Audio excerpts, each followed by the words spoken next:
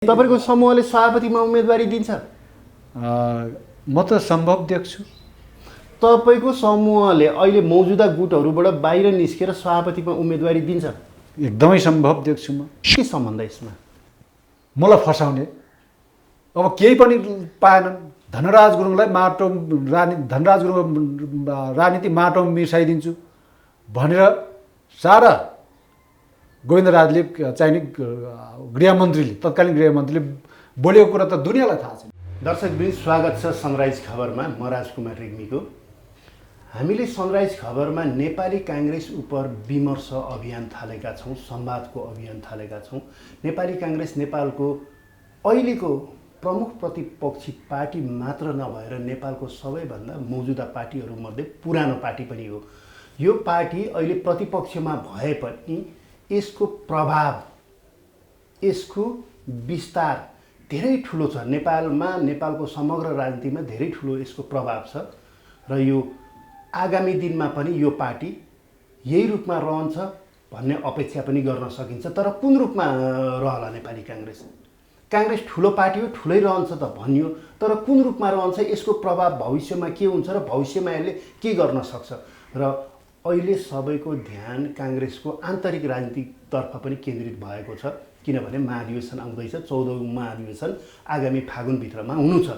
यो विषयमा कुरा गर्न हामीले नेपाली काङ्ग्रेसका केन्द्रीय सदस्य तथा प्रभावशाली नेता धनराज गुरुङलाई निम्ति आएका छौँ। यहाँलाई स्वागत छ। धन्यवाद छ। तपाईँसँग 4 दिन अगाडि अन्तर्वार्ताको लागि कुराकानी गर्दाखेरि, समय लिँदाखेरि नेपाली काङ्ग्रेसका यिनै विषयहरू, आगामी दिनमा काङ्ग्रेस कता जान्छ, के गर्छ, काङ्ग्रेसको आन्तरिक राजनीतिक जीवन कसरी अगाडि बढ्छ, यो विषयमा कुरा गर्ने भनेर हामीले सल्लाह मैले भनेको थिएँ। तर यो बिचमा तपाईँको बारेमा एउटा विवाद जस्तो कुरा आयो। गोविन्दराज जोशीले तपाईँलाई आरोप लगाउनु भयो। विगतमा एउटा रातो पासपोर्ट प्रकरण के थियो, त्यसमा आरोप लगाउनु भयो। यो आजको हाम्रो कुराकानीमा यो विषय पनि थपौँ? एकदम थप्दा हुन्छ। तर कुराकानी सुरु गरौँ। काङ्ग्रेस अहिले ठ्याक्कै आजको राजनीतिलाई कसरी हेर्छ? वास्तवमा अहिले जुन नेपाली राजनीतिमा देखिएको छ त्यो एकदमै नागबेली ढङ्गबाट चलेको देख्छु म। वक्र ढङ्गबाट चलिरहेछ। यो राजनीतिको विशेषता पनि हो वास्तवमा। किनभने तथापि झन्डै दुई तिहाईको सरकार बनेको र काङ्ग्रेस प्रतिपक्षमा रहेको बेलामा यो अवस्था आउला भन्ने हामीलाई लागेको थिएन। नेपाली काङ्ग्रेस 5 वर्षको लागि प्रमुख प्रतिपक्षी दल हो, त्यसमा कुनै दुविधा छैन। हामीले पटक पटक भनेका छौँ, केन्द्रीय समितिले पनि त्यही भनेको छ। तर सत्ता पक्षभित्रै केही चाहिने विभक्त भएको जस्तो समाचारहरू आउँदाखेरि कतै बहुमत पनि अभाव सिद्ध हुने हो कि? 2015 सालमा 2 तिहाई सरकार बनाएको थियो काङ्ग्रेसले। कु चाहिने भोग्नु पर्यो यो मुलुकले। राजनीतिक कु, प्रजातन्त्रमाथिको कु, सत्तामाथिको कु, व्यवस्थामाथिको कु। त्यही ठाउँमा ठ्याक्कै त नजाला। तैपनि यसले कतै फेरि अर्को निराशा, अहिले जे भइराखेको छ, जनतामा निराशा छाउने हो कि, व्यवस्थाप्रति निराशा छाउने हो कि, गणतन्त्रप्रति निराशा छाउने हो कि? 17 सालको जस्तो त नहोला, तर 48 साल र 56 सालको जस्तो हुन सक्ने तपाईँको भनाइ हो। जति बेला तपाईँहरूकै पार्टीको नेपाली काङ्ग्रेसको बहुमतको सरकार थियो र त्यो बहुमतको सरकार पनि अस्थिरतामा गयो। निश्चित रूपमा मैले त्यहीँनिर इङ्गित गरिराखेको छु। किन भन्दाखेरि यस्तो अस्थिरताले नेपाली जनतालाई निराश बनाउँछ र भने जस्तरी मुलुक समृद्धिको बाटो समाउन सक्दैन। राजनीतिक चाहिने संयोजनहरूमै समय खेर गइराखेको हुन्छ। राजनीतिक वार्तालापमा समय व्यतीत भइराखेको हुन्छ, जसले गर्दाखेरि मुलुकप्रति ध्यान दिन भ्याउँदैन। अझै अहिले त चाहिने हामीलाई कोभिड-19 को महामारीले संसारै तबाह भइराखेको छ। नेपालमा पनि कोभिड-19 को प्रभाव अत्यन्तै महामारी ढङ्गबाट चलिराखेको अवस्था छ। यो बेलामा राजनीतिक एजेन्डा नै बढी चाहिने चलखेल भइराखेको देख्छु। यो दुःखद सत्तारूढ पार्टीभित्र सत्तारूढ पार्टीभित्र यो देखिन्छ। त्यस कारणले गर्दा नेपाली राजनीति हामीले जसरी सोचेका थियौँ, राजनीति किन भन्दा देश र जनताका लागि, मुलुकका लागि, तर सत्ताको छिना झप्टीमा, पदको छिना झप्टीमै व्यस्त देखियो। चाहे काङ्ग्रेसको पालोमा भन्नुहोस्, चाहे अहिलेको नेकपाको पालोमा भन्नुहोस्, यो बडो दुःखद पक्ष। काङ्ग्रेस बहुमत हुँदाको सत्ताको कुर्सीको छिना झप्टी जुन थियो, त्यस कारणले अस्थिरता आयो र अहिले पनि नेकपामा त्यही छ। केपी ओलीलाई, प्रधानमन्त्री केपी ओलीलाई जसरी पनि हटाउने भन्ने अभियान एउटा पक्षले चलाइरहेको हामीले देखिरहेका छौँ। काङ्ग्रेसको आन्तरिक झगडा र अहिले तपाईँले जुन नेकपाको देखिरहनु भएको छ आन्तरिक झगडा, के फरक देखिरहनु भएको छ? जति बेला काङ्ग्रेस सत्तामा थियो, तौर तरिका, सत्ताको छिना झप्टीको के फरक हुँदो रहेछ? खासै त्यस्तो केही फरक देखिनँ मैले त। न त्यहाँ सैद्धान्तिक फरक देख्छु, न कार्यनीतिको फरक देख्छु, न योजनाको फरक देख्छु। खालि चाहिने मैले यो पाइनँ, तैँले यो पाइनँ। पात्र फेरिनु पर्यो, तिमी भएनौ म हुन पर्यो, हो त्यही हो। पात्रसँग मात्रै सम्बन्धित देखियो। हामी त कि त रूपान्तरणको कुरो उठ्नु पर्यो, कहीँ पनि रूपान्तरणको कुरो उठ्नु। नेपाली काङ्ग्रेसको एउटा पक्ष त पात्र फेर्ने पक्षमा छ नि त। नेकपाको केपी ओली हटेर प्रचण्ड आउन्, कोही आउन् भन्ने एउटा नेपाली काङ्ग्रेसभित्रको एउटा ठुलो पक्ष त त्यसमा नि लागेको देखिन्छ नि। होइन, को रहने को नरहने भन्दा पनि मुलुकको हितमा काम गर्नुपर्छ। मैले देखेको जोसुकै प्रधानमन्त्री भए पनि मुलुकको हितमा पो काम गर्ने हो त। यो त अमूर्त कुरो भयो, यो त अमूर्त कुरो हो। पात्र फेर्ने, नेकपाभित्र पात्र फेरिने कुरोमा नि काङ्ग्रेसको गहिरो चासो देखिन्छ नि एउटा पक्षको हो। यो किन त्यस्तो भइराखेको देख्छु भन्दाखेरि केपी ओलीजी अहिले जो प्रधानमन्त्री हुनुहुन्छ, उहाँले चाहिँ नि यो महामारीको सन्दर्भमा जुन कुराहरू बोल्नुभयो प्रधानमन्त्रीको पदबाट, ती कुराहरू नबोल्दै हुन्थ्यो।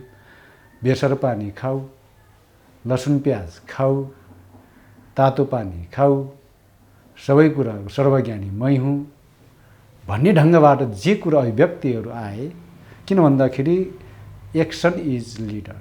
नेता भन्ने चाहिँ नि एक्सन लियो, बोलेर त एक नेता भइँदैन।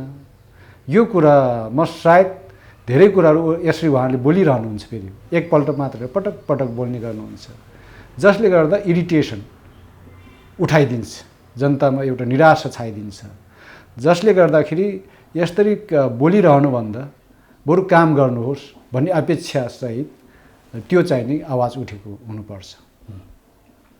हामी फेरि नेपाली काङ्ग्रेसतिरै फर्कौँ। 14औं महाधिवेशन आइसक्यो, फागुनमा हुँदैछ। फागुनमा महाधिवेशन आइसक्यो, महाधिवेशनमा के गर्ने, कसो गर्ने भन्ने प्रश्न काङ्ग्रेसभित्र उठेको देखिँदैन।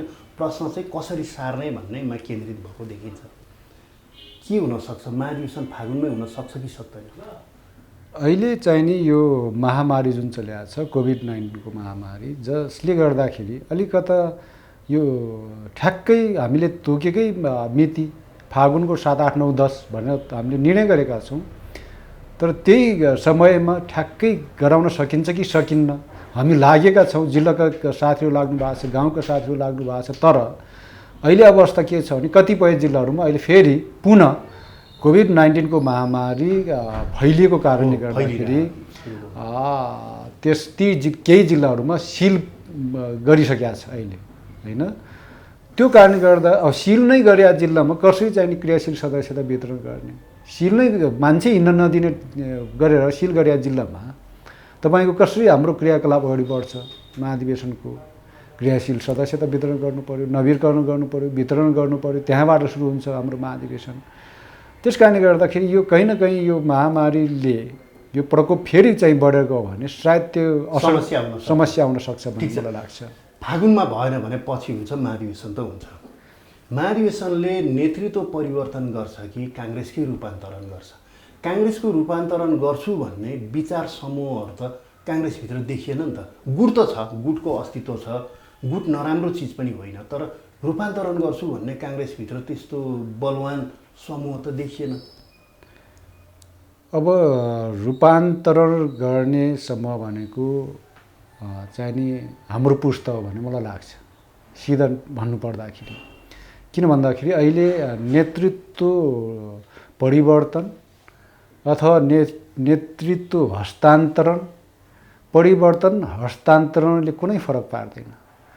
तर महाधिवेशनले यहाँले भन्नुभएको चाहिँ गरेर काङ्ग्रेस रूपान्तरण खोजेको छ र नेतृत्व पुस्तान्तरण पनि खोजेको छ। हस्तान्तरण मात्र होइन, पुस्तान्तरण पनि खोजेको छ। जसले गर्दाखेरि अब हाम्रो पुस्ताले त्यो चाहिँ नेतृत्व सम्हाल्ने बेला आइसक्यो भन्ने मलाई लाग्छ।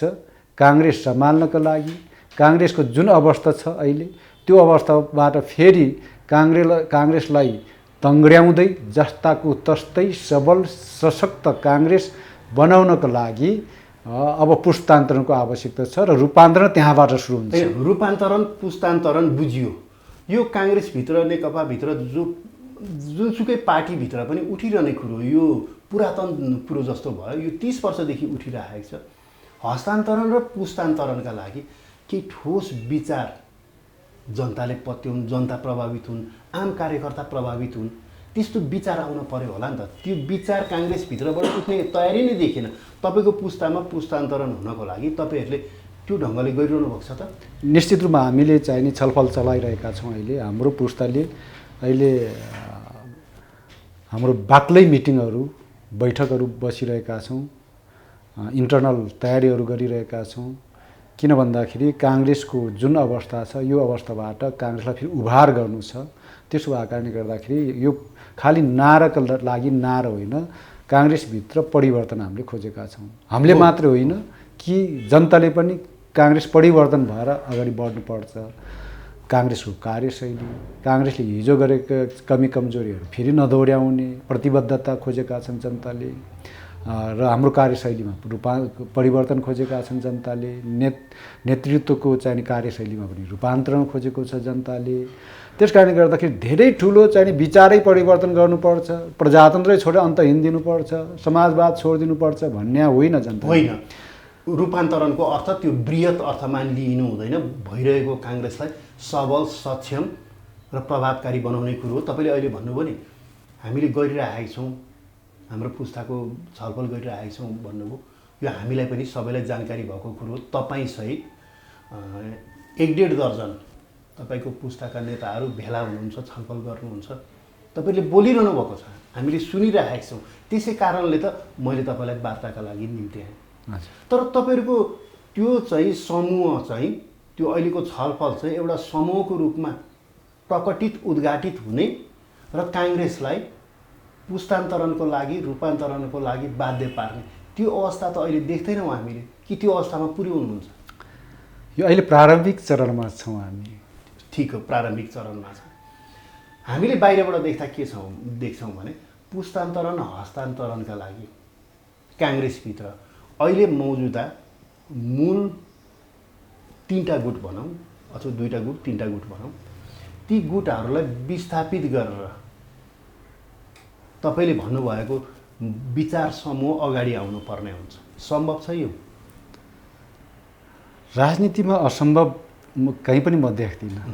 त्यसैले अहिले काङ्ग्रेसको रूपान्तरणका लागि पुस्तान्तरण, नेतृत्व पुस्तान्तरणका लागि, काङ्ग्रेसको रूपान्तरण, नेतृत्वको पुस्तान्तरणका लागि हामीले यो सम्भव नतुल्याउने हो भने फेरि काङ्ग्रेस जहाँको त्यहीँ रहिरहन्छ। त्यस कारणले गर्दाखेरि अब नेताहरूको, अग्रजहरूको भनौँ, अग्रजहरूले जे जति योगदान गर्नुभयो त्यसका लागि धन्यवाद दिँदै अब हामी उहाँहरूकै फेर समाएर बैतरणी सोचलाई पनि त्याग्दै हाम्रो उत्थान उहाँहरूको दौराको फेर समाउनबाट होइन, हाम्रो उत्थान नयाँ सोच, नवीन सोच, नयाँ कार्यशैलीबाट उत्थान सम्भव छ भन्ने कुरालाई पनि हामीले आफूभित्रैको आत्मविश्वासलाई जगाउँदै अगाडि बढ्दाखेरि मलाई लाग्छ यो सम्भव छ।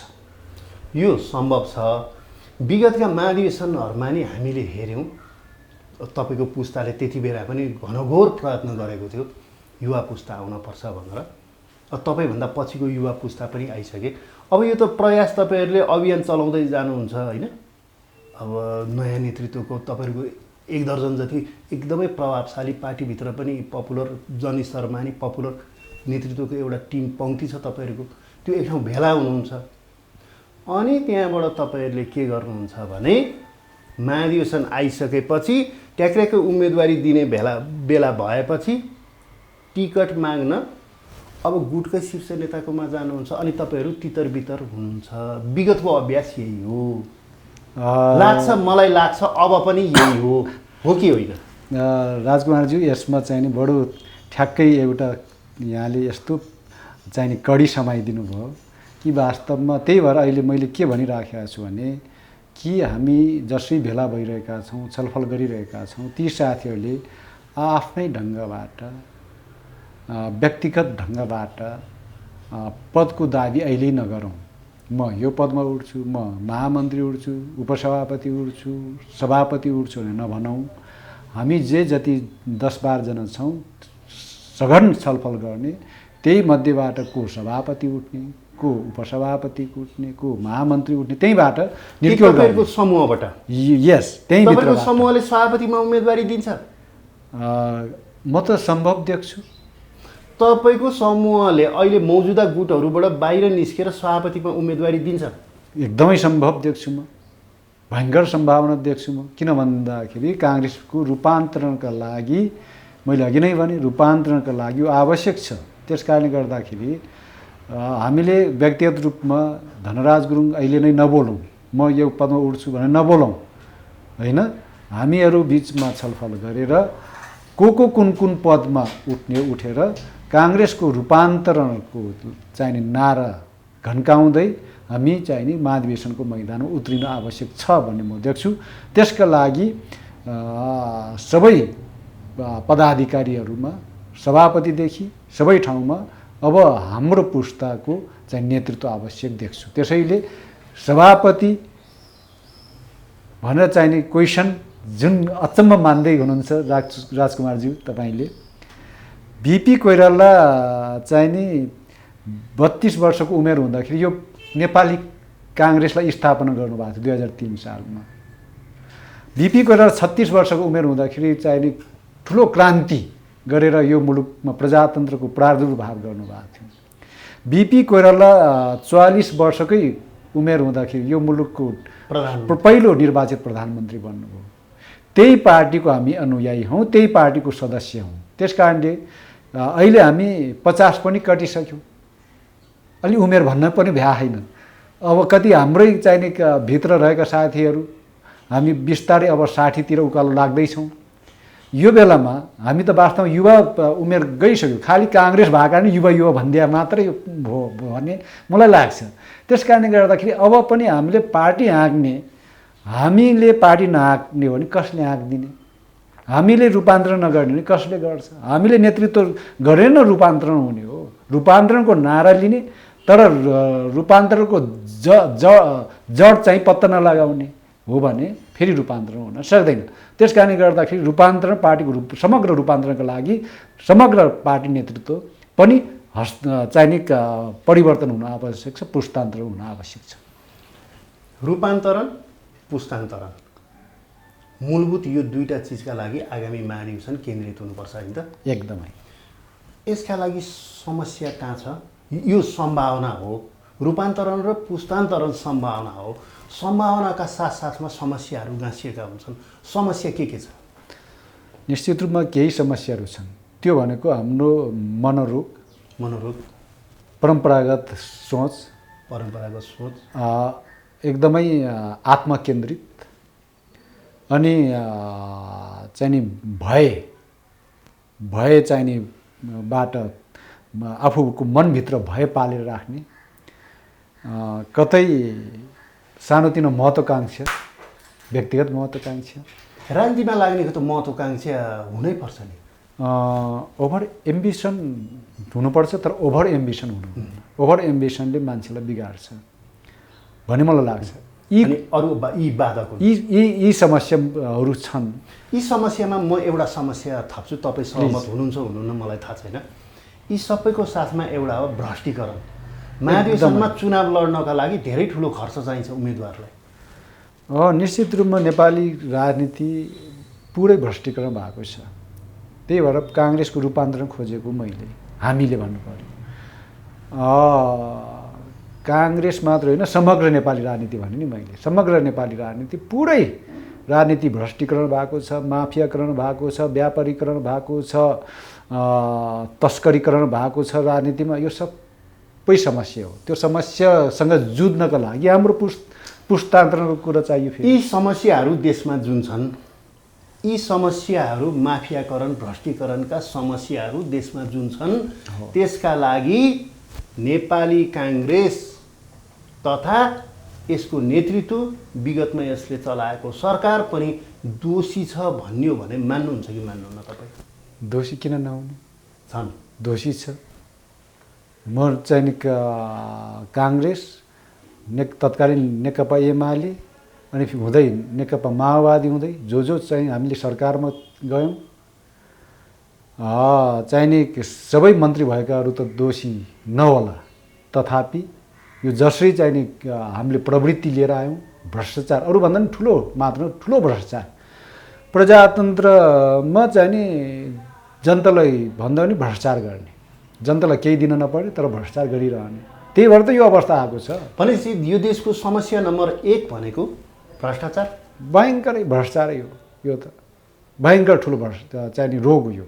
भ्रष्टाचारको सन्दर्भमा यो कुरा गर्दा अघि सुरुमा पनि मैले चर्चा गरेको थिएँ। तपाईँ नेपाली काङ्ग्रेसको अनुशासन समितिमा नि हुनुहुन्छ? हजुर छु। तपाईँ रहेको समितिले नेपाली काङ्ग्रेसका पूर्व मन्त्री गोविन्दराज जोशीलाई कारवाही गरेर 5 वर्षको लागि निकाल्यो। यो बारेमा के भन्नुहुन्छ? यसबारेमा मलाई केही भन्नु छैन। किन भन्दाखेरि किन भन्नुहुन्न? केही होइन, अनुशासन समितिले फैसला गर्यो, निर्णय गर्यो। अनुशासन समिति भनेको न्यायिक समिति हो। न्यायिक समितिमा बसेपछि म चाहिँ ठ्याक्कै न्यायाधीश जस्तै हुँ। न्यायाधीशले आफैले गरेको फैसलामा फेरि आफैले बोल्दै हिँड्नुपर्छ र फेरि म त वकिल त होइन त। वकिलले टिका टिप्पणी गर्ला। तपाईँ कानुनमा स्नातक हुनुहुन्छ? हजुर, स्नातक पनि हो, वकिल। तर म चाहिँ नि त्यहाँ जुन न्यायाधीशको भूमिका निर्वाह गरिसकेपछि र फैसला गरिसकेपछि, निर्णय गरिसकेपछि, आफैले गरेको निर्णयको बारेमा मैले सार्वजनिक रूपमा यो थियो, यो थिएन, यस्तो थियो, यस्तो थिएन भनेर टिका टिप्पणी गरिरहनु आवश्यक छैन। म चाहिँ न्यायाधीशको रूपमा मैले फैसला गरेँ। अब मैले भनिहालेँ म वकिल त होइन नि त। वकिलले चाहिँ नि तपाईँ आफ्नो जुन नैतिक सीमामा बस्न चाहनुभयो त्यसको म कदर गर्छु, त्यसमा प्रश्न गर्दिनँ म अब। हजुर। तर गोविन्दराज जोशीजीले तपाईँमाथि आरोप लगाउनु भएको छ, रातो पासपोर्ट बेचेको काण्डमा तपाईँ पर्नुभयो भनेर। उहाँले जोगाइदिएको भन्नुभएको छ। के हो यसमा बोल्न मिल्छ कि मिल्दैन? यसमा त मजाले मिल्छ। मजाले मिल्छ। यो किनभने मलाई व्यक्तिगत रूपमा जुन आरोप लगाउनु भयो, अनुशासन समितिले उहाँलाई कारवाही गरिसकेपछि उहाँले चाहिँ नि उल्टै ममाथि आरोप लगाउनु भएको छ। रातो पासपोर्ट काण्डमा चाहिँ थियो, धन्दा गरेको थियो, मैले त्यो धन्दा रोकिदिएँ, मैले चाहिँ धनराज गुरुङलाई जोगाइदिएँ आदि इत्यादि भन्दै चाहिँ हिँडेको बोलेको मैले सुनेँ। यसबारेमा त गोविन्दराजजीलाई मैले धन्यवादै दिनुपर्छ। मैले धन्यवाद किन नि? होइन, मैले यो विषयमा चाहिँ नि फेरि यो विषयलाई मैले प्रष्ट पार्ने अवसर प्रदान गर्नुभयो उहाँले भन्ने मलाई लाग्छ। वास्तवमा 2054 सालमा जब म महासचिव भएको थिएँ तरुण दलमा, श्रद्धेय नेता बालकृष्ण खाँड सभापति र म महासचिवको जिम्मेवारीमा थियौँ हामी। र हामीले त्यतिखेर काङ्ग्रेस पार्टी समग्र राजनीतिमा र सत्तामा गएपछि फेरि उही भ्रष्टाचारको गन्ध आउने, अनि कतै काङ्ग्रेस बिग्रिन्छ कि कतै प्रजातन्त्रमाथि फेरि हिलो छापिने हो कि मन्त्रीहरूको गतिविधिले भनेर हामीले त्यतिखेर भ्रष्टाचार विरोधी अभियान सुरु गर्ने भन्ने निर्णय गर्यौँ तरुण दलबाट। त्यसबेला भ्रष्टाचार विरोधी अभियान कुनै एउटा विशेष कार्यदल नै बनाएर तपाईँहरूले अभियान चलाउनु भएको हो जस्तो लाग्छ? हो, हामीले कार्यदल पनि बनायौँ सङ्गठनभित्र, दलभित्र। त्यसपछि अभियान सुरु गऱ्यौँ। अनि हामीले यो पनि भन्यौँ कि चाहिँ जुन जुन जिल्लामा जहाँ जहाँ चाहे त्यो ठुलै मान्छे हुन्, मन्त्री प्रधानमन्त्रीदेखि लिएर जो हुन्, त चाहे त्यो कर्मचारी हुन्, उनका विरुद्धमा कमी कमजोरी गर्नेहरूलाई, भ्रष्टाचार गर्नेहरूलाई निवेदन दिनु, खबरदारी पनि गर्ने, निवेदन पनि आउन थाले। त्यसपछि यति धेरै निवेदन आउन थाले कि मन्त्रीहरूकै विरुद्ध पनि निवेदन आउन थाले। निवेदन कहाँ आउन थाल्यो? हाम्रो तरुण दलको कार्यालयमा यति धेरै निवेदन आउन थाले कि चाहिँ नि मन्त्रीहरूकै विरुद्धमा अझै त्यतिखेर आफूलाई शक्तिशाली ठानेका मन्त्रीहरूकै विरुद्धमा पनि निवेदन आउन थाल्यो। त्यसपछि हामीले पहिलो राउन्डमा सबै मन्त्रीलाई सचेत गराउने अभियान चलायौँ। कमसेकम सचेत, पहिलो कुरो त सचेत नै हो नि भने हामीले मन्त्रीहरूलाई म डेलिगेसन जाने, ल यो चाहिँ नि हाम्रो अभियान छ, तपाईँहरूले राम्रोसँग काम गर्नुहोला, यो चाहिँ नि अनियमितता नगर्नुहोला भन्ने क्रममा जाने क्रममा गोविन्दराजजी त्यतिखेर गृहमन्त्री हुनुहुन्थ्यो। गृहमन्त्री कहाँ चाहिँ पनि डेलिगेसन जाने क्रममा उहाँले तरुण दललाई म चिन्दिनँ, तरुण दल भनेको क्या मलाई थाहा छैन, म चिन्दिनँ भनेर डेलिगेसनलाई पनि चाहिँ नि उहाँले चाहिँ नि एकदम बाइकट गरेर त्यस्तो व्यवहार देखाइदिएपछि अहिले पनि तत्कालीन चाहिँ नि तरुण दलका नेताहरूलाई, मेरो समकालीन नेताहरूलाई, तत्कालीन सभापतिज्यूलाई सोद्धा हुन्छ। सभापतिज्यूकै नेतृत्वमा जाँदा उहाँले त्यस बेलाको त हामीलाई थाहै छ, मैले पनि त्यस बेला समाचार लेखेँ।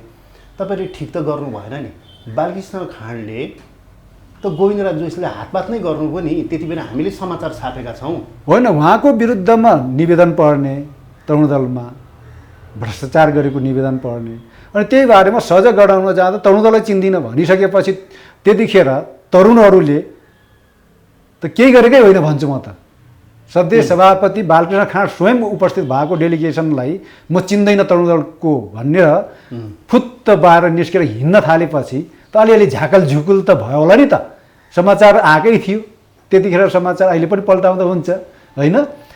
त्यसरी चाहिँ नि अगाडि बढिसकेपछि हामीले म जसरी अहिले पनि एउटा भ्रष्टाचार विरुद्धको अभियानमा छु, त्यस्तै त्यतिखेर त अझै कडा थिएँ म। भ्रष्टाचारी भन्ने बित्तिकै अझ म पनि आक्रामक होइन, त्यस्तो थियौँ।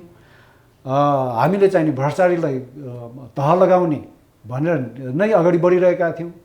त्यसपछि गिरिजाप्रसाद कोइराला सधैँ प्रधानमन्त्रीका हामीले डेलिगेसन गयौँ, भ्रष्ट मन्त्रीहरूलाई निकाल्नुहोस् गिरिजाऊ भनेर हामीले सिधा भन्यौँ, गिरिजा बाबुलाई पनि भन्यौँ। तर उल्टै त्यही कारणले गर्दा तरुण दलसँग चाहिँ नि तत्कालीन ठुला ठुला मन्त्रीहरू, शक्तिशाली भनिएका भ्रष्ट मन्त्रीहरू हामीसँग रिसाए, हाम्रो अभियान देखेर रिसाए, तरुण दलसँग रिसाउन थाल्यो। त्यसपछि तरुण दलको मान्छेमाथि प्रति आक्रमण गर्ने, कतै फसाउन खोज्ने चाहिँ नि अभियान सुरु भयो। त्यस बेला मैले तपाईँकोसँग यो अन्तर्वार्ता लिनु अगाडि तपाईँले विगतमा के बोल्नु भएको थियो भनेर मैले हेरेँ। मसँग एउटा पुरानो पत्रिका थियो, त्यसमा तपाईँले भन्नुभएको रहेछ 56 साल त्यही बेलामा हामी अहिले दुईवटा शक्तिसँग लडिरहेका छौँ, एउटा माओवादीसँग, अर्को काङ्ग्रेसभित्रकै भ्रष्टहरूसँग। एकदमै त्यति बेला तपाईँले बोल्नुभएको रहेछ। हो, त्यतिखेर माओवादी चाहिँ चरम उत्कर्षमा पुग्दै थियो। एकातिर राज्य सत्ता काङ्ग्रेससँग, काङ्ग्रेस सत्तामा हुने, एकातिर माओवादी त्यस्तो अवस्था छ, माओवादीसँग लड्नुपर्ने थियो एकातिर। अब माओवादीसँग लड्नुपर्ने बेलामा यो भ्रष्टाचार गरेर आफै मन्त्रीहरू भ्रष्टाचार गरेर बसेपछि कहाँबाट यो सबै चिज त्यति बेलाको भ्रष्टाचारको हामीले अलि लामै चर्चा गरिसक्यौँ। यो सबै चिजको उठान चाहिँ अघि कहाँबाट भएको थियो भने त्यो रातो पासपोर्ट हो। के सम्बन्ध यसमा? मलाई फसाउने, अब केही पनि पाएनन्। धनराज गुरुङलाई धनराज गुरुङ राजनीति माटोमा मिसाइदिन्छु भनेर सारा गोविन्दराजले चाहिँ नि गृहमन्त्रीले, तत्कालीन गृहमन्त्रीले बोलेको कुरा त दुनियाँलाई थाहा छ नि। तरुण दलले उहाँको विरोध गर्यो। मलाई त्यति बेलाको सम्झना भएअनुसार काङ्ग्रेसमा एउटा समूह थियो एकेजिबी भनेर, अर्जुन नरसिंह केसी, खुमबहादुर खड्का, गोविन्दराज जोशी, विजय गस्तार, होइन? एकदम। तपाईँ माथि नै किन केन्द्रित? तरुण दलको नेतृत्व समग्र नै गोविन्दराज जोशी विरुद्धमा हुनुहुन रहेछ। होइन, माथि मात्र किन? होइन, सबैको विरुद्धमै थिए, तर बढी चाहिँ नि यो अभियानको चाहिँ नि सञ्चालन गर्ने चाहिँ नि मैले चाहिँ नि सञ्चालन गरिराखेका थिएँ। त्यो भ्रष्टाचार जस्तै उदाहरणका लागि गिरिजाऊ कहाँ चाहिँ नि हामीले भ्रष्ट मन्त्रीहरूलाई हटाउनुहोस् भन्न जाने नेतृत्व गर्ने मै हुँ। तरुण दलको महासचिवको हैसियतले मैले नेतृत्व गरेका थिएँ। त्यसो भएर पनि बढी आक्रमण म माथि भयो र रिस म माथि सार्न थालियो र त्यसपछि चाहिँ नि एउटा केही मान्छेहरूलाई प्रयोग गरेर मलाई चाहिँ नि रातो पासपोर्टै नदेखाए मान्छेलाई रातो पासपोर्ट काण्डमा चाहिँ नि समाचार आयो भन्ने कुरो भयो।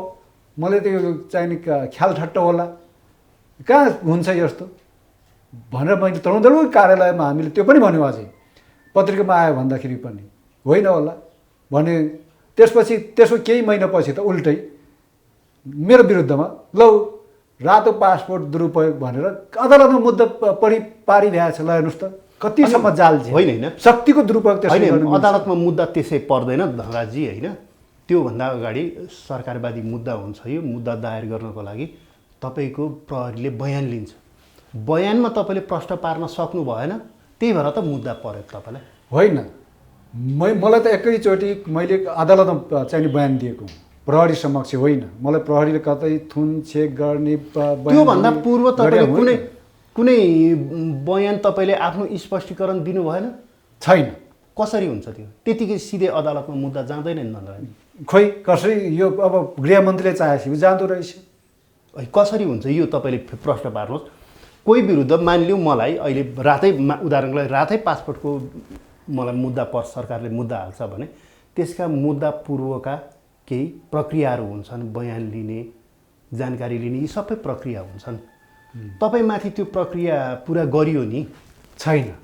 कसरी भएन त? त्यो कुनै मुद्दा छैन। सिधै मलाई चाहिँ जिल्ला अदालत मुद्दा पर्यो भनेपछि मैले जिल्ला अदालतमा गएर चाहिँ उपस्थित भएर बयान दिएको छु। त्यतिखेर प्रष्ट भनेको छु मैले म यो अभियन्ता हुँ, म भ्रष्टाचार विरोधी अभियन्ता हुँ, तरुणदलको महासचिवको हैसियतले मैले यो अभियान चलाएको हुँ। गिरिजा प्रसाद कहाँ यति यति मितिमा मैले गएर भ्रष्ट मन्त्रीहरूलाई निकाल्नुपर्छ गिरिजा भनेर बोलेको हुँ भनेर मैले अदालतमा पनि बयान दिएको छु। तपाईँले अदालतमा त्यो बयान दिनुभएको छ? एकदमै। अहिले सार्वजनिक गर्न तयार हुनुहुन्छ? एकदमै तयार छु, तयार छु। यो रातो पासपोर्ट प्रसङ्गमा यसमा वास्तवमा मलाई यो अन्तरीय यसको जानकारी थिएन, प्रसङ्ग पर्यो। अहिले दर्शकवृन्द यो विषय चर्चित भएको हुनाले नेपाली काङ्ग्रेसको वर्तमान र भविष्यको जुन समीक्षा गर्दैछौँ हामी यो विषय प्रसङ्ग आइलागेको हुनाले यसमा उहाँको पनि प्रष्टीकरण दिउँ भन्ने ध्येय हो। यद्यपि उहाँको कुराकानीको क्रममा आएका तथ्यहरू केही अनौठो देखियो। तपाईँलाई अदालतमा मुद्दा पर्दैछ भन्ने कुनै जानकारी थिएन? जानकारी थिएन। अदालतमा तपाईँले यही भ्रष्टीकरण मन्त्रीहरूको विरोध गरेकै कारणले म माथि गरियो भनेर भन्नु? मैले त्यही भने मेरो अहिले पनि बयान त्यही छ। अहिले पनि मसँग त्यो बयान चाहिँ नि सुरक्षित छ। अनि त्यसपछि फैसला के भयो? अब त्यसपछि फैसला जब चाहिँ नि मैले रातो पासपोर्ट नदेखाए मान्छेले रातो पासपोर्ट काण्ड लगाएर मुद्दा चलाएपछि अनि मैले सफाई पाउँदिनँ होला। सफाई पाउनु भयो? मैले जिल्ला अदालतबाट सफाई पाएँ तर चाहिँ नि गोविन्द राजहरूले मलाई छोडेनन्। त्यसपछि पनि फेरि पुनर्वेदन अदालत पुर्यायो मलाई। हेर्नुहोस् सरकारले त मलाई छोडेन त, फेरि पुनर्वेदन अदालत पाटन पुर्याएछ। फेरि केही महिनापछि फेरि निस्सायो, फेरि त्यहाँ पनि मैले धाएँ। मैले चाहिँ नि त्यसपछि पेशी चढिसकेपछि फेरि त्यहाँबाट सफाई पाएँ। म जस्तो मान्छेलाई त्यतिखेर ध्रुव श्रेष्ठ, म नाम लिन चाहन्छु यहाँ, ध्रुव श्रेष्ठ वकिल अधिवक्ता हुनुहुन्थ्यो। गिरिजाऊ कहाँ डेलिगेसन जाँदाखेरि ध्रुव श्रेष्ठ पनि डेलिगेसनमै हुनुहुन्थ्यो। उहाँलाई सबै यो कुरा थाहा भएको कारणले गर्दा उहाँले के भन्नुभयो भने ए धनराज बाबु म त तपाईँलाई राम्रोसँग चिन्छु, तपाईँले वकिल राख्न सक्नुहुन्न किनभने तपाईँको वकिल राख्ने हैसियत पनि छैन। म आफै वकालत गरिदिन्छु फ्री अफ कस्टमा, म पैसा नै लिन्न, मलाई सबै कुरा थाहा छ। तपाईँमाथि षड्यन्त्र भयो, ठुलो षड्यन्त्र भयो, तपाईँलाई म चाहिँ नि यो विषयमा म साथ दिन्छु भनेर उहाँले जिल्ला अदालतले चाहिँ नि फ्री अफ कस्टमै पैसा नलिकन वकालत गरिदिनु भयो। त्यसपछि पुनर्वेदन अदालतमा उहाँले वकालत गरिदिनु भयो पैसै नलिकन। मसँग पैसा पनि थिएन, हैसियत पनि थिएन। पाटन पुनर्वेदन अदालतबाट पनि सफाई पाइसकेपछि अब त टुङ्गियो होला, दुई तहबाट सफाई पाइसकियो भनेर बसेको। फेरि सर्वोच्चमा लगाइदिएछ। हेर्नुहोस् मलाई कम खेद्या हो, कम दुःख दिन खोज्या हो। फेरि सर्वोच्च हटेर निस्सा आउँछ बा, फेरि त्यही भनेर आउँछ। अनि फेरि सर्वोच्चमा पनि तारिक धाउन थाल्यो। त्यतिखेरसम्म ध्रुव श्रेष्ठ अधिवक्ता उहाँ चाहिँ नि युएनको चाहिँ नि गइसक्नु भएको थियो बाहिर। अब मसँग त फ्री अफ कस्टमा मुद्दा लडिदिने मान्छे उहीँ हुनुहुन्थ्यो। उहाँकै सहयोगी गणेश हुनुहुन्थ्यो, गणेश भन्ने साथी हुनुहुन्थ्यो, सहयोगी मात्रै, उहाँको सहयोगी। उहाँ पनि चाहिँ नि वकिलै हुनुहुन्थ्यो झन्न।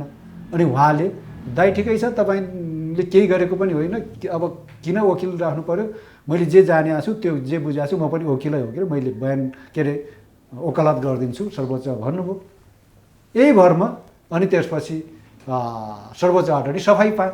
तीन तहबाट सफाइ पाइसकेको कुरामा अहिले गोविन्द राजले रातो पासपोर्टमा मैले जोगाइदिएँ, रातो पासपोर्ट धन्दा गर्थ्यो भन्न मिल्छ? यदि पाउनु के गोविन्द राज जोशी न्यायाधीश हो त्यसो भन्न मिल्छ? नम्बर 1 न्यायाधीशै भए पनि मिल्दैन। नम्बर 2 यदि सफाइ पाएको कुरामा यसरी उछाल्ने हो भने, प्रोपोगन्डा मचाउने हो भने गोविन्द राजजीको अहिले पनि सर्वोच्च अदालतमा भ्रष्टाचार मुद्दा अहिले पनि जारी छ, अहिले पनि कायम छ, अहिले पनि त्यहाँ गोविन्द राज विचाराधीन विरुद्धको अभियोग विचाराधीन छ। भोलि मानम एकछिन मानम गोविन्द राज जोशीलाई सर्वोच्च अदालतले सफाई दियो, भ्रष्टाचार मुद्दामा उहाँलाई सफाई दियो भने अब गोविन्द राजले होइन त्यो सर्वोच्च अदालतको गरेको न्यायाधीशले गरेको चाहिँ फैसला म मान्दिनँ, मलाई सफाई दिन हुन्न थियो, मैले भ्रष्टाचार गरेको म मान्दिनँ, मलाई जेल हाल्नुपर्छ भन्दै जान्छ गोविन्द राज। रमाइलो कुरो गर्नु, वास्तवमा रमाइलो कुरो गर्नु हो कि होइन राजकुमारज्यू? त्यस कारणले गर्दाखेरि अदालतले जे निर्णय गर्छ त्यसलाई त मान्नुपर्छ नि त, मान्नु पर्दैन र? त्यसमाथि पनि मलाई त झुटो आरोप लगाएर हेर्नुहोस्, कहीँ थाहै नभने एकैचोटि जिल्ला अदालतमा मुद्दा हालेका छन्, त्यस्तो नि गर्न मिल्छ? त्यतिसम्म नि गर्ने हो? मान्छेलाई गर्न शक्तिमा छ भन्दैमा जे पनि गर्ने, मान्छेको राजनीति सिध्याइदिने। अब राजनीति प्रतिस्पर्धा हुन्छ। तपाईँले पनि त गोविन्दराज जोशीको राजनीति अहिले सिध्याइदिन खोज्नु पनि? तपाईँले नभन्नुहोस्, त्यहाँ म तपाईँको समिति छ नम्बर 1 र सिध्याउनलाई होइन, काङ्ग्रेस बचाउनलाई निर्णय गरियो होला नि त। तर मैले भनिसकेँ, मैले निर्णय गरेको फैसलामा अब मैले बोल्न मिल्दैन बाहिर। मैले अघि नै सुरुमा भनेको छु यहाँलाई, हाम्रो अनुशासन समितिले गरेको फैसलामाथि हामीले सार्वजनिक फेरि टिका टिप्पणी गर्न मिल्दैन। तर एउटा टिप्पणी गर्न मिल्ला, तपाईँको अनुशासन समितिले अहिले जे गरिरहेको छ, जसरी कारवाही गरिरहेको छ, यसले काङ्ग्रेसको आन्तरिक जीवनमा के प्रभाव पर्छ? सैद्धान्तिक चर्चा त गर्न सकिन्छ नि? एकदम यसले नम्बर 1 शुद्धिकरण ल्याउँछ काङ्ग्रेसभित्र, एउटा विसङ्गति। म काङ्ग्रेस भए जे पनि गर्न पाइन्छ, मन परितन्त्र, प्रजातन्त्रको मन परितन्त्र होइन। तर काङ्ग्रेसभित्र हुँदा प्रजातान्त्रिक काङ्ग्रेस, प्रजातन्त्रको सिद्धान्त बोकेको काङ्ग्रेसमा प्रजातन्त्र होइन मन परितन्त्र मौलाउँदै गयो, चरम स्थितिमा पुग्यो। त्यही भएर पटक हार्यो। काङ्ग्रेस हराउने काममा काङ्ग्रेस लाग्ने। किसुनजीलाई हराएको हामीले देखा होइन? 2051को उपनिर्वाचनमा यही काठमाडौँमा किसुनजी जस्तो सन्त नेता, किसुनजी जस्तो संस्थापक, पार्टीको संस्थापक नेता, त्यस्तो अदम्य साहस भएको नेता, त्यस्तो नेतालाई यहाँ उपनिर्वाचनमा हराएको, काङ्ग्रेसले हराएको हामीले देखा होइन? हाम्रै आँखा अगाडि छैन यो? गणेशमान जस्तो 2046 सालको जनआन्दोलनको कमान्डर, सर्वोच्च नेता, त्यो नेतालाई अपमान गर्ने काङ्ग्रेस, यिनै भ्रष्ट काङ्ग्रेसहरूले होइन? त्यसैले यो चाहिँ नि हाम्रो निर्णयले कमसेकम काङ्ग्रेसभित्रको भ्रष्टीकरणलाई निराशा गर्छ र चाहिँ नि एउटा काङ्ग्रेसभित्र आशा जगाउँछ र शुद्धिकरणको अभियानलाई सुरु गर्छ। त्यसो भएको कारणले गर्दाखेरि हामीले यो फैसलाभित्र मैले अघि नै भने टिका टिप्पणी गर्नु आवश्यक छैन। तर तपाईँ राजकुमारजीले जो भन्नुभयो सैद्धान्तिक कुरामा निश्चित रूपमा हामीले यसलाई काङ्ग्रेसलाई अब शुद्धिकरणको अभियानमा काङ्ग्रेसभित्रको मन परितन्त्र, काङ्ग्रेस भएर काङ्ग्रेसलाई हराउने, काङ्ग्रेस भएर काङ्ग्रेसमाथि नै मुद्दा चलाउने, दण्ड चलाउने, प्रतिस्पर्धीसँग चाहिँ नि बौद्धिक प्रतिस्पर्धा, राजनीतिक प्रतिस्पर्धा गर्न नसकेपछि चाहिँ नि अनैतिक प्रतिस्पर्धा गर्नेहरूलाई निराशा तुल्याउँछ। ठिक छ, त्यो एउटा पक्ष हो। आजको काङ्ग्रेस प्रमुख प्रतिपक्षीका रूपमा कहाँ उभिएको छ? कसरी उभिएको छ? कस्तो रूपमा उभिएको छ? के प्रभावकारी रूपमा उभिएको छ? हेर्नुहोस्, वास्तवमा काङ्ग्रेस यतिखेर जति प्रभावकारी ढङ्गबाट उभिदियोस् भन्ने जनताको मनमा छ प्रतिपक्ष दलको हैसियतले, त्यसमा उभिन नसकेको कुरा मैले स्वीकार्नै पर्छ। म काङ्ग्रेसको केन्द्रीय सदस्य हुँ। केन्द्रीय सदस्यको हैसियतले मैले आत्मालोचना गर्नै पर्छ सार्वजनिक रूपमै। किन भन्दाखेरि प्रतिपक्ष भनेको सशक्त ढङ्गबाट जनताको आवाजलाई सदनमा पुर्याउने, सरकारको कानमा पुर्याउने, सरकारलाई सचेत गराउने, सरकारले गरेका चाहिँ गर्न नसकेका कारबाहीहरूमा सरकारलाई चाहिने सचेत तुल्याउँदै अनि सरकारले नसुने त्यसका विरुद्ध आन्दोलित हुँदै अगाडि बढ्ने हो। तर चाहिने त्यो चाहिने त्यसमा हामी कतै न कतै अलि ढिला भयौँ कि अलि सकिरहेका छैनौँ कि जुन ढङ्गबाट हामीले गर्न त फेरि पटक्कै नगरे होइन, गरिराखेका छौँ। कोभिड-19कै महामारीका सन्दर्भमा पनि हाम्रो चाहिने डेलिगेसनले सधैँ प्रधानमन्त्रीलाई पनि भेटेर ज्ञापन पत्र पनि बुझाएकै अवस्था छ। 77 जिल्ला लगायत जनसम्पर्क समिति कार्यालयहरूबाट पनि ज्ञापन पत्र बुझाएकै छौँ। हामीले चाहिने राज्य सत्ता पक्षलाई सहयोग पनि र आलोचना पनि दुईटै ढङ्गबाट अगाडि बढिरहेका छौँ। तर जति चाहिने ढङ्गबाट, जुन सशक्त ढङ्गबाट हामीले उभिनु पर्थ्यो, जुन जनताको आशा छ नि, त्यो आशा अलिक पुरा गर्न सकेन भने मलाई चाहिने कता कता आफैलाई लागिरहेछ। अलिकति धारबाट फरक खालको विषयमा जाउँ। यही प्रसङ्गको नेपालमा विगतमा के मान्यता स्थापित भयो भने रेलिङ तोड आन्दोलनलाई आन्दोलन मान्ने, रेलिङ ढुङ्गा हान्नुलाई विरोध मान्ने, अन्य खाले विरोध हामीले देख्नै नपाउने विगतमा त्यो अवस्था थियो। त्यो कारणले पनि काङ्ग्रेस प्रभावकारी नभएको हो कि त्यो नलागेको हो कि हामीलाई अथवा आम जनतालाई?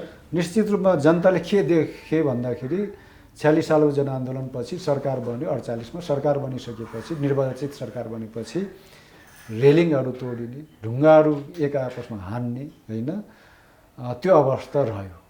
अनि जनतालाई पनि के लाग्यो, प्रतिपक्ष भनेको त यस्तै पो हुनुपर्दो रहेछ भन्ने पनि लाग्न सक्छ। काङ्ग्रेसको अहिले जुन आलोचना भइरहनुमा विगतको यो चिन्तन प्रणाली मानिसको बुझाइले पनि काम गरेको छ। हो, निश्चित रूपमा त्यो मलाई लाग्छ। त्यस कारणले अहिले हामीले शालीन ढङ्गबाट जुन सरकारलाई सुझाव दिने, सरकारको शालीन ढङ्गबाट विरोध गर्ने, शालीन ढङ्गबाट आलोचना गर्ने र शालीन ढङ्गबाट सहयोग पनि गर्ने। जस्तै कोभिड-19कै सन्दर्भमा सुरुमै हामीले विपद यो आइपऱ्यो, त्यो विपद व्यवस्थापन कोष भनेर हामीले 50 लाख रुपियाँ पार्टीको तर्फबाट बुझाउने पहिलो पार्टी पनि काङ्ग्रेसै हो। त्यस कारणले गर्दा सहयोग पनि आलोचना पनि दुइटै गर्दै शालीन ढङ्गबाट गर्दाखेरि त्यो शालीनतालाई त्यो हिजोको रेलिङ तोडफोड विरोध शैलीले कतै ओभरल्यापिङ गरिराखेका अवस्था हो कि चाहिँ जनताको मानसपटललाई भन्ने मलाई पनि लाग्छ। यही प्रसङ्गमा नि तपाईँको शालीन विरोधको जुन प्रसङ्ग उठाउनु भयो होइन, शालीन तथा रचनात्मक विरोध यो देशको आवश्यकता हो, यसमा त शङ्कै छैन। त नेपाली काङ्ग्रेसले विगतमा कहिले पनि संसदीय बैठकहरू अवरुद्ध गरेको थिएन, पछि गर्न थाल्यो। संविधान सभा कालमा तपाईँले बोल्नु भएको थियो सभासद सांसदको हैसियतमा, संसद बैठक अवरुद्ध गर्ने काम पहिले पनि गर्न हुँदैन, यो लोकतान्त्रिक होइन भनेर बोल्नु भएको थियो तपाईँले। तर पछि तपाईँको पार्टीले त्यही काम गर्यो।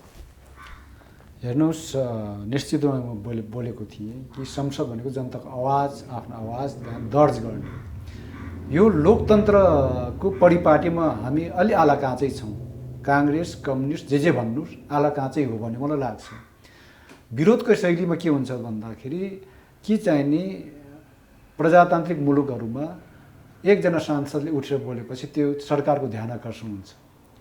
तर त्यही कुरालाई मैले मनन गर्दै, अनुसरण गर्दै उतिखेर मैले त्यही भने, तपाईँ हामीलाई थाहा छ कि व्हाइट हाउसको अगाडि एकैजना मान्छेले प्ले कार्ड लिएर उभियो भने पनि त्यसको कुरा के हो भनेर ध्यान आकर्षण हुन्छ व्हाइट हाउसको, अमेरिकामा अथवा अरू मुलुकमा पनि। तर यहाँ चाहिँ नि ढुङ्गा मुढा कुरो यस्तो। यहाँको विचार, मलाई यो विचार चाहिँ दर्शकवर्गले निर्धारण गर्नु होला, अतिरञ्जित लाग्यो कि अमेरिकाको व्हाइट हाउसमा कोही एकजना प्ले कार्ड बोकेर उभिने बित्तिकै सुनवाई हुन्छ। त्यो संसारमा त्यस्तो लोकतन्त्र, अमेरिकाको लोकतन्त्र, यो लोकतन्त्र मैले त देखेको छुइनँ, मलाई त त्यो लाग्दैन। मैले अतिरञ्जित कुरो गरिरहेको छु। मैले भन्न खोजेको के भने कि ध्यान आकर्षण हुन्छ। ध्यान आकर्षण त हुन्छ नि त। यसको कुरा के हो, यसको किन विरोध गरिरहेछ?